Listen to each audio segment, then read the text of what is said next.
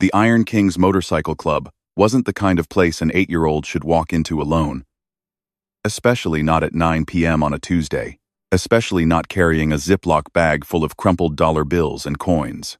But there he was.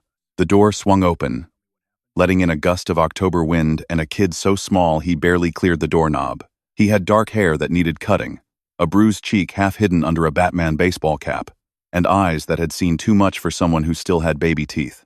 The clubhouse went quiet, 23 bikers mid-conversation, mid-pool shot, mid-beer all frozen, staring at this tiny intruder in a too-big jacket and sneakers held together with duct tape. Marcus Reaper Stone was the first to move.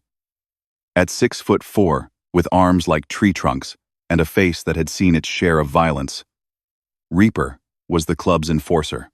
Kids usually ran from him, but this one didn't flinch. "Kid," Reaper said, setting down his beer. "You lost?" The boy shook his head. His hands clutched the plastic bag so tight his knuckles went white. "You looking for your dad or something?" Another head shake. The kid's jaw was set with determination that didn't match his size. Tommy, Wrench Callahan, the club's mechanic, knelt down to eye level. Tommy had 3 daughters at home and knew scared when he saw it. "What's your name, buddy?" "Dylan." The voice was small, but steady. "Dylan Miller." "Okay, Dylan. What brings you here?" Dylan took a breath that shuddered through his whole body. Then he held up the Ziploc bag. "I got $12. "Is that enough to hire you?" Confused glances shot around the room. "Hire them? For what?" "Hire us to do what, son?" This came from Nathan King Reynolds, the club president. King was 52, covered in road dust and old scars, with gray in his beard and wisdom in his eyes that came from living hard and learning harder. Dylan's voice dropped to barely a whisper. "To protect my mom." The air shifted. Protection. That was a word every man in this room understood. King walked over slowly, pulled up a chair, sat down so he wouldn't tower over the kid. "Tell me what's going on." Dylan's story came out in fragments, like broken glass. His mom's name was Sarah Miller. She was 32, worked double shifts as a waitress at the Bluebird Diner downtown. 6 months ago, she'd started dating a guy named Rick Dawson. At first, Rick seemed nice, took Dylan to a baseball game, fixed the kitchen sink, made Sarah smile for the first time since Dylan's dad had abandoned them 3 years ago. Then things changed. It started with yelling, accusations. Rick saying Sarah looked at other men, spent money wrong, cooked dinner late. Then came the shove, the grab, the slap that left a red mark Dylan saw before his mom covered it with makeup. "She tells me it's okay," Dylan said, tears forming. "She says Rick just gets stressed, that he doesn't mean it. But last night," the boy's voice cracked. "Last night I heard her screaming, really screaming. I was supposed to be asleep, but I came downstairs and Rick had her against the wall and there was blood." Tommy's fists clenched. Reaper's jaw tightened. Around the room, 23 hardened bikers went rigid with barely controlled fury. "I tried to help," Dylan continued, wiping his nose with his sleeve. "I hit Rick with my baseball bat. Got him right in the leg. He let go of Mom, and she grabbed me and locked us in my room. Rick pounded on the door for a long time, yelling. Then he left. "Where's your mom now?" King asked quietly. "Home. She's scared he'll come back. She said she's gonna call the police, but she's scared of that too.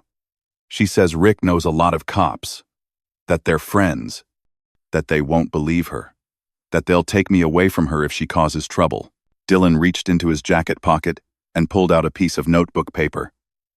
On it, in careful 8-year-old handwriting, "Money I saved, $3 from returning bottles, $2 from Mrs. Chen for pulling weeds, $4 allowance, 2 weeks, $1.50 from coins in the couch, $1.50 from finding $1.02.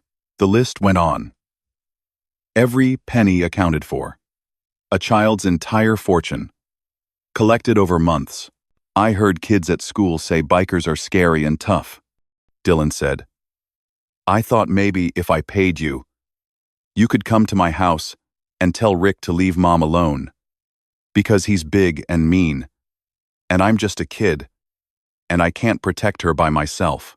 The silence that followed was deafening. King looked at Dylan Miller, 8 years old, bruised, exhausted, offering everything he had in the world to save his mother.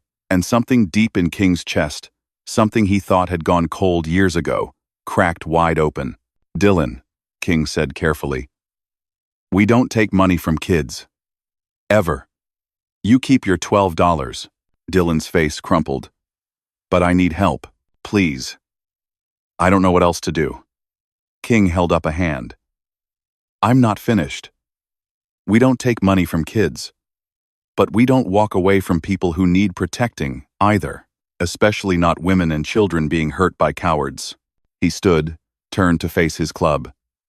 Brothers, we got a situation. This young man came to us for help. How do we vote?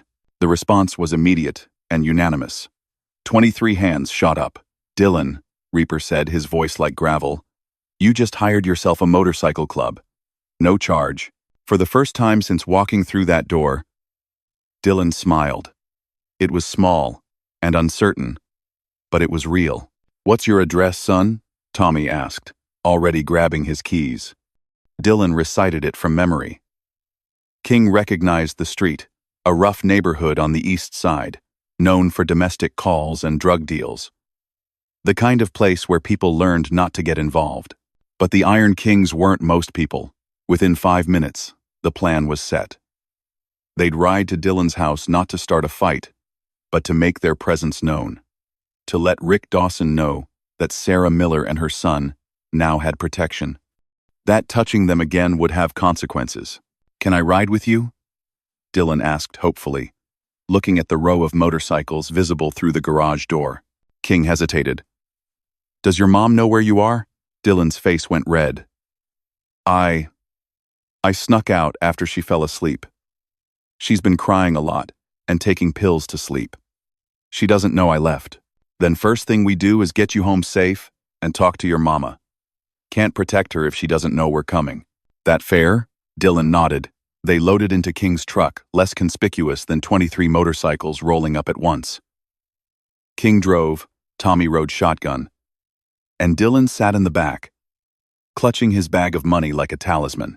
You did a brave thing tonight, Tommy said, turning around. Coming to us. Asking for help. That takes guts. I was really scared, Dylan admitted. Brave doesn't mean not scared, King said, eyes on the road. Brave means doing what's right, even when you're terrified. You're braver than most grown men. I know. The house was a small, ranch style, badly in need of paint. One window was covered with cardboard and tape. The porch light flickered. A beat-up black Dodge Charger sat in the driveway. Dylan went pale. That's Rick's car. He came back. King and Tommy exchanged looks. This changed things. Dylan, I need you to stay in the truck, King said firmly. Lock the doors. If anything goes wrong, you call 911. Understand? But my mom. We'll get your mom, I promise. But I need you safe first. Reluctantly, Dylan agreed. King and Tommy approached the house. Through the thin walls, they could hear shouting. A man's voice, angry and slurred. A woman's voice, pleading. Then, a crash. Glass breaking. King didn't knock. He tried the door unlocked and walked in. The living room was chaos. Broken picture frames on the floor. An overturned chair. And in the kitchen doorway, Rick Dawson, 6 feet tall, stocky, wearing a stained tank top, had Sarah Miller backed against the counter. His hand was raised. Her lip was bleeding. Get away from her, King said. His voice was quiet, deadly quiet. Rick spun around. Who the hell are you? This is my house, get out. Actually, Tommy said, stepping beside King. This is her house. You're the one who's leaving. Rick's face went red. I ain't going nowhere. Sarah, who are these assholes? Sarah's eyes were wide, terrified. confused. I don't know. Your son hired us, King said simply. Dylan. He's 8 years old, and he saved $12 to pay someone to protect his mother from you. That's the kind of man you are. Rick. The kind who beats women so bad their third grader has to go begging strangers for help. The words hit like bullets. Rick's face twisted with rage. Dylan? That little shit went behind my back? When I get my hands on him, he didn't finish the sentence. Because Reaper chose that moment to walk through the door. And Reaper was approximately twice Rick's size and looked like violence incarnate. You ain't getting your hands on anybody, Reaper said. Ever again. Rick tried to puff up, tried to act tough. There's 3 of you. Big deal. You can't be here all the time. Soon as you leave, I'll be back. And Sarah knows what happens when she makes me mad. That's when the engines started, 20 motorcycles. All firing up simultaneously in the street outside. The sound was like thunder, like war, like judgment rolling in on chrome and leather. Rick's face went from red to white. King smiled. It wasn't a nice smile. That's the rest of my club. We're the Iron King's MC. And here's what's going to happen. Rick, you're going to leave. Tonight. You're going to pack exactly 0 of Sarah's belongings.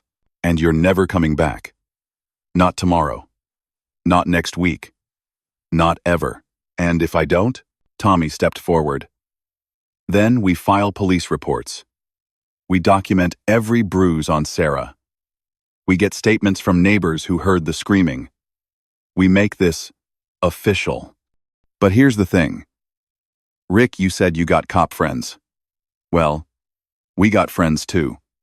Lawyers, judges, people who don't like women beaters. Plus, Reaper added, cracking his knuckles. We'll be watching. Always. You come near Sarah or Dylan again. You even drive down this street. And you'll meet the whole club. All 23 of us. And we won't be as polite as we're being now. Rick looked at Sarah, then at the bikers, then out the window at the line of motorcycles idling like a mechanical army.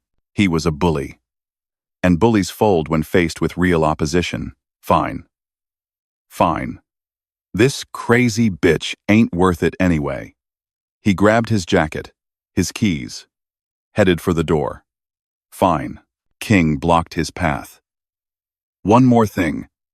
Apologize to her. What? You heard me. Apologize to Sarah. For every hit. Every insult. Every time you made her feel small. Rick's jaw worked.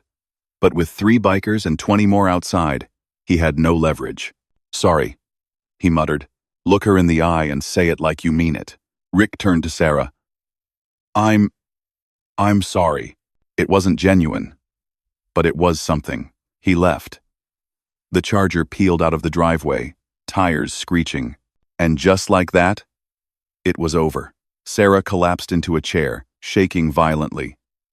I don't understand. Who are you? How did you know? The truck door opened outside. Dylan came running in. All. Caution. Forgotten. Mom, are you okay? Sarah grabbed him, held him tight. Baby, where were you? What's happening? Dylan pulled back, looked her in the eye. I got help, Mom.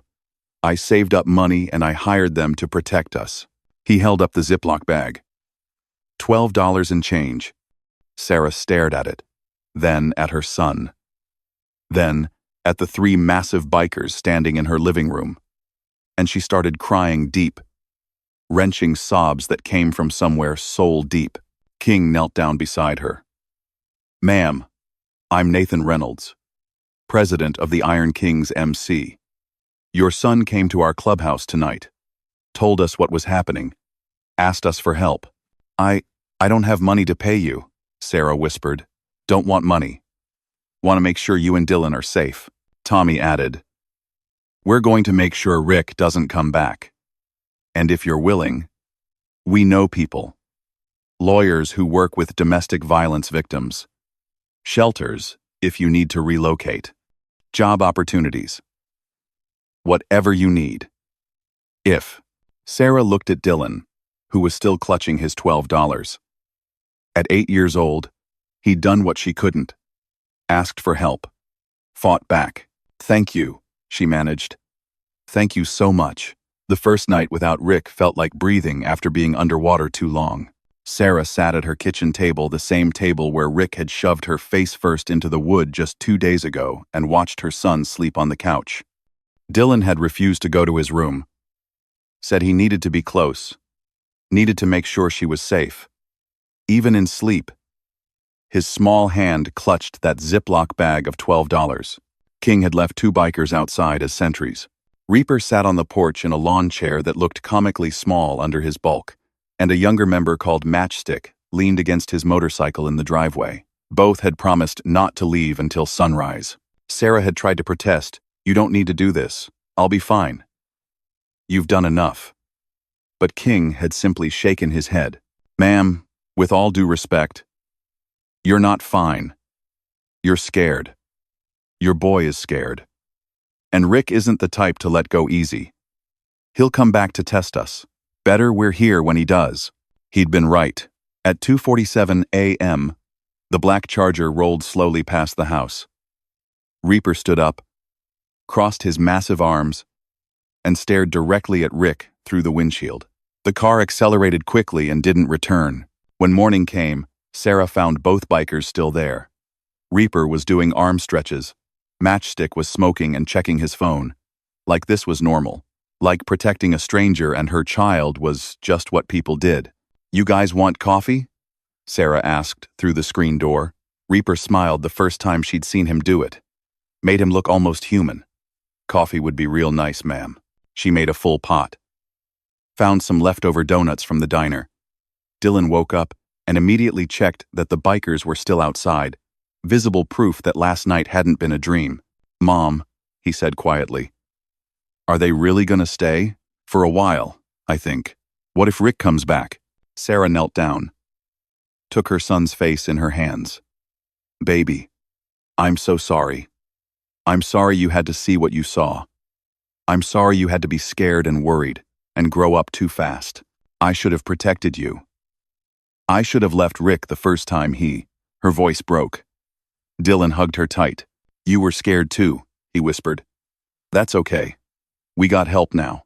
Out of the mouths of babes. Over the next week, the Iron Kings became a constant presence. Not overwhelming, King was smart enough to know that 23 bikers hanging around would draw attention Sarah didn't need. But there was always someone nearby. Tommy Wrench drove Dylan to school and picked him up. A female member called Pixie, all 5'2" of her, covered in tattoos, took Sarah to file a restraining order and accompanied her to give a police statement. The cops were skeptical at first.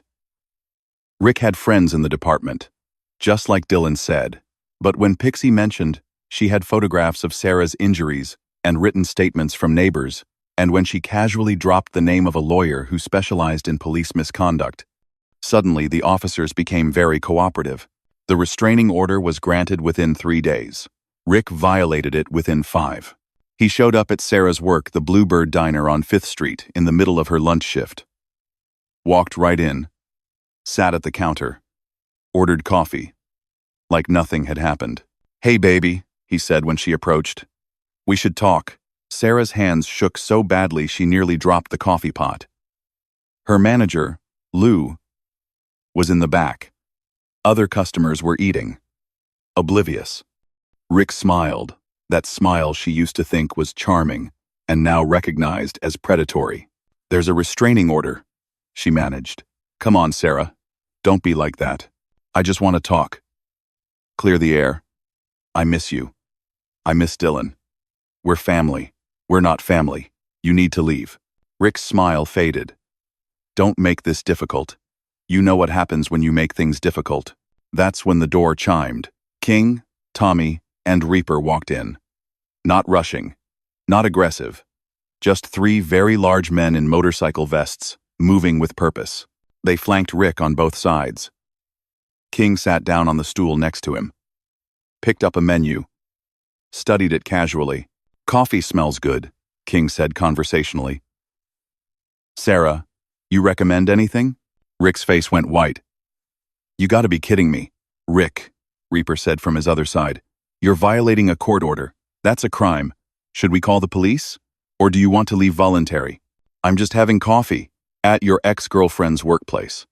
After she got a restraining order. After you beat her.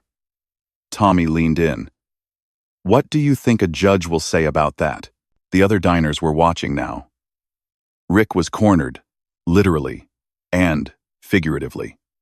He stood up fast, knocked over the coffee cup, didn't clean it up. This is harassment. No, King said calmly. This is community service. Making sure working people feel safe at their jobs. Now, get out. Rick left. But as he passed Sarah, he leaned close and whispered, This isn't over. Sarah told King what Rick said. King's jaw tightened. Yeah, it is. We're gonna make sure of it. Two things happened after that. First, the Iron Kings established what they called a protection rotation. There would always be a club member within 5 minutes of Sarah or Dylan. Not hovering, not intrusive, just present. Pixie picked up shifts, waitressing at the Bluebird. Matchstick started getting his morning coffee there. When Dylan went to soccer practice, Tommy coached. When Sarah needed groceries, someone drove. Second, they had a conversation with Rick's employer. Turned out Rick worked at a construction company owned by a guy named Frank Morrison. Frank was old school, didn't tolerate nonsense, and as luck would have it, his daughter had escaped an abusive relationship years ago. When King showed up at Frank's office with photographs of Sarah's injuries and a copy of the police report, Frank's face went through several shades of red. Rick Dawson did this? Yes, sir. And he's violating the restraining order? Multiple times. Frank picked up his phone, called HR. Rick was fired within the hour. The official reason was conduct unbecoming, which wasn't specific enough to be slander, but made it very hard for Rick to get hired anywhere else in the industry. Unemployed and under legal scrutiny, Rick finally seemed to get the message. His car stopped cruising past Sarah's house. He stopped showing up at the diner. When Sarah ventured to the grocery store alone for the first time in weeks, there was no sign of him. It felt like exhaling after holding your breath for months. But the Iron Kings didn't stop helping. Tommy discovered Sarah's car was barely functional, bad brakes, worse transmission, held together with prayer and duct tape. 2 days later, an anonymous donation arrived at a local mechanic, money to fix her car completely. Sarah didn't have to ask where it came from. Pixie learned Sarah was working double shifts just to stay above water. She talked to the club. Within a week, 3 different restaurants had called Sarah with job offers, better hours, better pay, thanks to recommendations from Iron Kings members who were regulars. Dylan's birthday came in November. Sarah had planned something small, cake from a box, maybe a used toy from the thrift store. Instead, she came home from work to find her backyard transformed. Banners, balloons, a massive grill where Reaper was cooking burgers, and 20 bikers playing basketball with her son. Happy birthday, little man, Tommy called, tossing Dylan the ball. Dylan was glowing, absolutely glowing. Not just from the party, but from being surrounded by men who treated him like he mattered, who high-fived him, who listened when he talked, who were teaching him, without saying it directly, what good men looked like. King pulled Sarah aside. Hope this is okay. Kid mentioned his birthday was coming and, well, we don't do things halfway. Sarah couldn't speak, just hugged him. This hard, scary-looking biker president who'd shown her more kindness in 6 weeks than Rick had in 6 months. The club presented Dylan with a gift. A custom leather vest, child-sized, with Iron Kings, honorary member, stitched on the back. Dylan put it on immediately and refused to take it off for 3 days. But the most important moment came during the party when Dylan pulled King aside. Mr. King, can I ask you something? Anything, son. Dylan reached into his pocket and pulled out the Ziploc bag, still containing $12. You said you didn't want my money, but I want to give you something. To say, thank you. King knelt down. Dylan, you keep your money. You earned it. You did a brave thing bringing it to us. But it's yours. But you helped us so much. You know what would be the best thank you? King interrupted. Take that money and put it in a savings account. When you're older, a lot older, maybe you use it to help somebody else who needs it. Maybe you buy groceries for someone struggling. Maybe you pay for a kid's school supplies. You pass it forward. That's how we do things. We help people not for thanks, but because it's right. Dylan thought about this seriously, then nodded. Okay, I can do that. I know you can. You're a good kid, Dylan. You're gonna be a hell of a man someday. Christmas came. Sarah had expected to spend it quiet, just her and Dylan, rebuilding their lives slowly. Instead, the Iron Kings invited them to the clubhouse for the club's annual holiday party. It was chaos, in the best way. Kids everywhere. Turned out a lot of the members had families. A massive tree covered in lights. Food piled high. Dylan played with other children while Sarah talked to the wives and girlfriends, women who understood what she'd been through, who shared their own stories of escape and recovery. You're one of us now, Pixie said, handing Sarah a glass of wine. Iron Kings take care of their own. You and Dylan? Your family. It had been 8 months since that terrifying night when Dylan walked into a biker bar with $12. 8 months since Sarah's life changed. She had a better job now, full-time manager at a family restaurant, good pay, benefits. Dylan was thriving, better grades, more confident, playing soccer and basketball.